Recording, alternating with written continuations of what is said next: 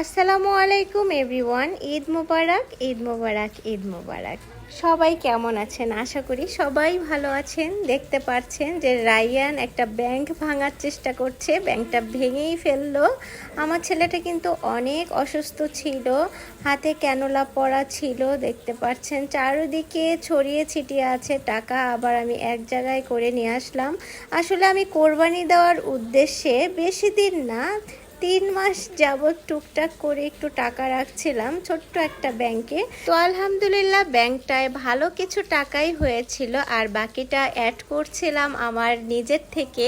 আসলে ব্যাংকের টাকাটাও তো নিজের, আর নিজের থেকে বলতে আমার এক্সট্রা যে টাকাটা ইনকাম হয়েছিল ওইখান থেকে আমি এই ব্যাংকের টাকার সাথে মিলিয়ে তারপরে আমি একটা কোরবানি দেই। আমি আর আমার বান্ধবী দুজনে মিলে হচ্ছে কোরবানিটা দিয়েছি। বান্ধবী বলতে বান্ধবীর হাজবেন্ড, মানে শ্বশুর বাড়ির থেকে। আর বান্ধবীর শ্বশুর বাড়িতেই হচ্ছে এই যে গরুটা রাখা আছে, আর আমি 10 মিনিটের জন্য পার্লার থেকে ওইখানে গিয়েছিলাম গরুটা দেখার উদ্দেশ্যে। কেমন হয়েছে গরুটা সবাই জানাবেন কমেন্টে। আমার রায়ান বাবাটা গরু দেখার জন্য পাগল হয়ে আছিল, এই জন্য মূলত ওকে নিয়ে আসছি গরু দেখার জন্য। দেখতেই পারছেন যে ও কত সুন্দর একটা হাসি দিয়েছে, গরুটা দেখে অনেক খুশি হয়ে গিয়েছে। তো ঈদের দিন আমি সকাল সকাল উঠে ফ্রেশ হয়ে সকাল 9:30টার ভিতরে বান্ধবীর শ্বশুর বাড়িতে চলে আসি।